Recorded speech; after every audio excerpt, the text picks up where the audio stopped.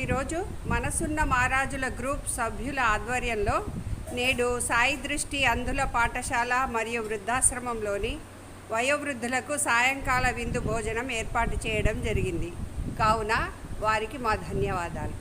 నమస్కారం పెట్టండి అమ్మా. ఓం సహనావవతు సహనౌ భునక్తు సహ వీర్యం కరవావహై తేజస్వినావధీతమస్తు